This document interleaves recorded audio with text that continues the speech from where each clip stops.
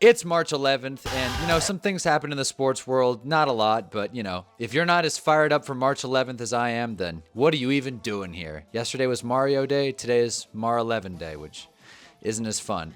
Number one thing that happened, Jonathan Allen and Will Fries are now on the Minnesota Vikings. I could have got a picture of Will Fries. He's definitely the hotter score of the two. Neither of them are worth what they paid, but hey man, it's free agency, ball out, right? The Vikings have a chance here to actually contend for a Super Bowl, so why the hell not? Honestly, cap is a myth and you may as well have fun, but Will Fries is definitely not worth 5 years. Will Fries is definitely not worth 5 years, $88 million.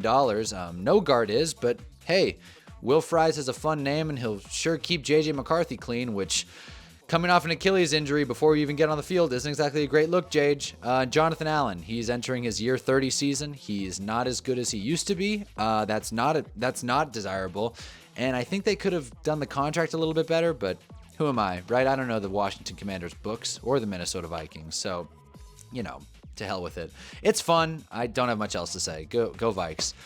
The Giants got Javon Holland, which, hey, man, come on, let's go. That's cool. It's safety help. They got him for 3 years, $45 million. The analytics guys don't love it, and I can't blame them. The more I think about it, this plus the addition of Pauly yesterday, which I didn't even talk about, but Pauly Adebo, cornerback for the Giants, used to be on the Saints. So, two guys that probably aren't the best in their position, but, we need help. The Giants need help, and I don't think the bar is very high, so whatever. And Javon Holland, I mean, look at this picture. The guy looks fun. Does he not? So whatever. We need a good locker room guy. God, we need anything. Good vibes. Just something, man. Get us out of this hell. Oh, that's right. Yeah, you thought I was... I forgot I did that. Safe and sound. Daniel Jones is safe and sound. Yeah, he's an Indianapolis Colt in what honestly might be one of the most perfect fits that I hadn't realized up to this point. Daniel Jones, he went to Duke, so he's used to the color scheme. He also screams Indianapolis Colt, just never bad enough to upset you. I'd take that back. The point is that he's mediocre, the Colts are mediocre. To hell with it, right? I think it's pretty funny that Daniel Jones got benched and then he asked the Giants to cut him because he'd rather start than, watch Drew Lock. And he probably won't be any team's plan A forever, because he's not that great. And I think he went to the Vikings and he wasn't even active for the playoff game. Wasn't even active. Can you believe that? I was shocked. Everyone's talking, Daniel Jones might sneakily help a playoff contender. Let him go to the Niners and watch what happens. I don't think the Niners were knocking on the door, okay? Everyone's saying Daniel Jones might be a hot pickup. All those agents, that big teardown campaign the media was on last year on the Giants. Yeah, how's it looking now? Saquon kind of made us look shitty. But Daniel Jones is an Indianapolis Colt, and I don't think anyone cares, all right? He will go in. He will compete with Anthony Richardson, and maybe I'll sound like an idiot in 4 or 5 months, but... man, I don't think it's going to happen today. I don't think Daniel Jones... I love this picture. Also, he unlocked a cool new nickname.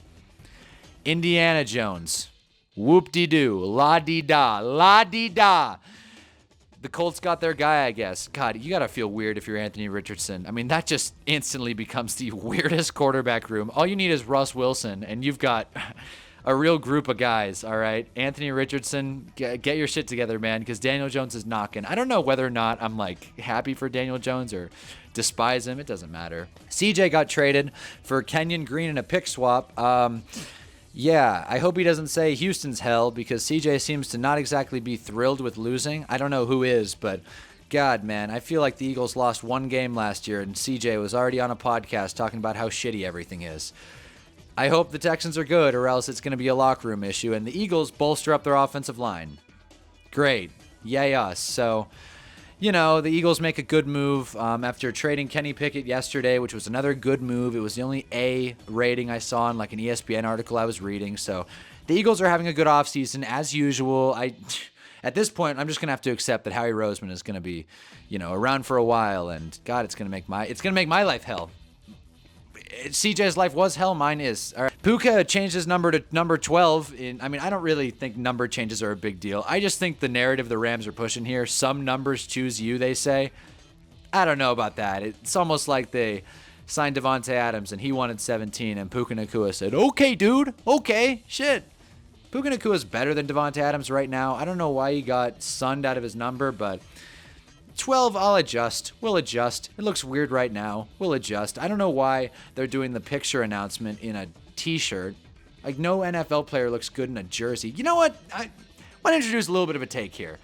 I don't think anybody is intended to look good in a football jersey. You got those long sleeves. It's a loose fit. The name always looks weird, especially when you're wearing someone else's name. I mean, think about how weird that is. You're wearing someone you don't even know's shirt.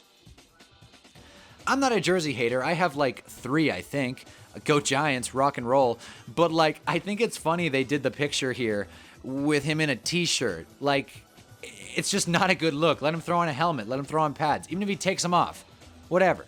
Some numbers choose you. I don't know why they're like making it a big deal. Like, they could have just said, hey, Devontae Adams wanted 17 and I don't really care. But no, now he's like, oh, I've wanted 12 for a while and I couldn't have it.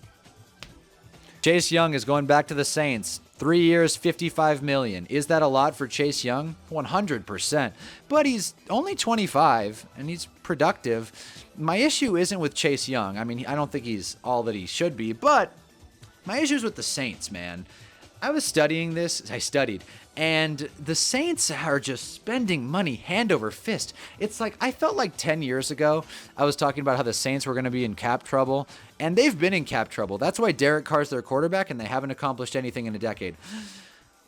So you sign Chase Young again? Like, what's the plan here? Like, if I'm the Saints, I don't know. Maybe the GM and coach aren't trying to get fired, Denny. But, like, why spend more money? You have a problem. God. So that's my whole take with that. Chase Young will be fine. He's good, but like Tom Brady, I'm coming. I don't know about that, pal. The Cowboys have done nothing. I think they signed a D tackle. I could look him up. I don't care to. They also signed Javonte Williams. So turn up. Javonte Williams is a Dallas Cowboy. I'm shivering. I'm quaking in my boots. I don't know what the hell to do because Javonte Williams is a Dallas Cowboy. Oh boy, that messed up my hair. In all seriousness, though, the Cowboys they don't like to spend money. And I read a stat that the most they've spent on a free agent since, I think, Greg Hardy it was. I don't think they've spent over $10 million on a free agent annually since Greg Hardy. And I could be overcutting it. So, I may have left a little fat on there. It might be $8 million. I don't want to look it up. But the point is, Dallas doesn't spend a lot of money, which isn't news. It's just funny to watch every year. Tiger Woods. You didn't think I was going to talk about something besides football, did you? Tiger Woods ruptured his Achilles. Here's a fact about Tiger Woods. He's 49 years old. Okay. Here's another fact. He has had 13 documented major surgeries now. God, man, I don't play golf, and I'm assuming you don't have to be in like top tier physical shape, but 13 surgeries kind of tells me otherwise. Tiger Woods, I mentioned him in my next video that's coming out about cheaters. Had to. But I mean, I'm wishing him a speedy recovery. I don't know. It seems like the obvious take to say, why doesn't he just hang up the 9-iron and just sail off into hole 19? Hell, man, I don't know. I'm not a golfer. I guess Tiger does. I mean, Tiger is. I mean, shit, man. I don't know. I mean, can you believe Daniel Jones got paid $15 million to play this year? That's all I have. That's all I have for our regularly scheduled programming. So let's go to the wheel. I think I'm going to do 2 teams today. Just 2 random teams to discuss in the NFL because, I can't cover everybody. Spin it. Let's see what we got. The Steelers. No, I talked about the Steelers yesterday. I'm not going to talk about them. I'm going to do another spin, but I do think Aaron Rodgers is going to be a Steeler.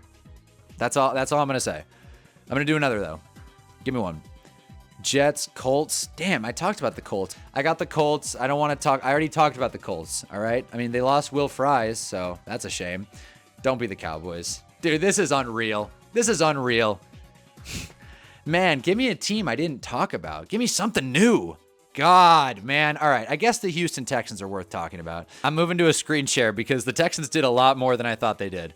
As you can see right here, the Texans made a lot of moves. And I think my question is, what's the plan here? What are we doing? Like, I mean, apparently they signed Laken Tomlinson, 1 year, $4 million. That's nice.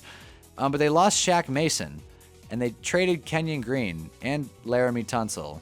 I mean, they re-signed Dare. They have another wide receiver in Christian Kirk and Braxton Berrios. So, don't knock those moves. Not a lot of big, heavy hitting moves other than trading talent. This screams cap trouble. And, you know, that's cool and whatnot. I guess they got Siege, but the thing with cap trouble is you want to siphon out the O-line first. That's the plan. That's what we're doing. I mean, they might be fun to watch. I don't know. I just feel like we just watched the Eagles win a championship on building out the trenches, and the Texans just said to hell with it. We're going to do the opposite. When everybody zigs, we're going to zag, and we're going to make sure CJ Stroud gets sacked a bunch this year. And not cool. Not cool. Let's do another team. I'm kind of angry now. Not cool. I'm glad the Patriots and Texans are kind of stacked here because they're going completely opposite ways. The Texans are all the way selling, which I get. They're probably in some cap trouble. I just wish it wasn't the O-line that they were selling. But the Patriots are going hog wild. They want to have some fun. The Patriots are sick of losing. And honestly, I can't blame them. Do I think that signing Milton Williams to 4 years, $104 million is going to save this team and get them to the Super Bowl or even the playoffs? Probably not. A lot of these moves scream just like when a bad team signs a lot of good free agents and then it just goes nowhere. I don't want to assume. It could work out. You have to try. And I'm glad they signed Morgan Moses. They're building up that O-line. I'm glad they brought back Austin Hooper. And they signed Mac Hollins. That dude rocks. Joshua Dobbs, hell of a backup. Robert Spillane, Carlton Davis, Harold Landry. I'm reading names at this point. But the point is that this defense is going to be stout.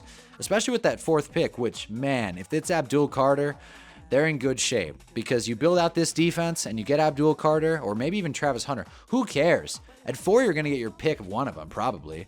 You might not. I mean, it could go Cam Ward and then the 2 studs, but and then you have Shador, which I don't think the Pats are going to take Shador. So at that point, that's not really a good turnout for the Pats. But I don't think that's going to happen. I think the Giants are sure to reach on a quarterback, certainly. And if that happens, the Pats are going to be in great shape. So New England, stand up, get fired up, all right? Because, God, they've spent a lot of money. They had a lot of money, geez, and I guess it makes sense. Who were they spending money on? It certainly wasn't wide receivers. They have a quarterback on a rookie deal, so I guess they figured, why not? Let's spend all of our money on the worst free agency class in recent memory. Like it, don't love it. That's all I have to say with the Pats. So, let me leave you with this, huh? There's something else. Something had to have happened today. There's can I just Google news? I feel like in the world we live in right now, Googling news is such a dangerous game. Okay, politics, oil spill, positive news. Did anything else happen? Please. Give me something, man. I don't want to look at ads. That's not good news. This sucks. As I'm editing this, DeAndre Hopkins just went to the Ravens for a 1-year, $6 million deal. Man, you got to feel bad for DeAndre Hopkins, dude. I mean, it is what it is, man. He can't be perfect forever. He can't be one of the best to ever do it forever. But $6 million is not a lot of money for DeAndre Hopkins is a pretty considerable name. I mean, when I got the Bleacher Report notification, there's a red flash emoji. That's how you know it's a real deal. And seeing $6 million underneath a red flash emoji makes you wonder where media is at as a whole. Yeah, so DeAndre Hopkins is also a Raven. Let's go. That'll put him over the top. The Department of Education is trending, and News sucks. News sucks. Thanks for watching. Jesus.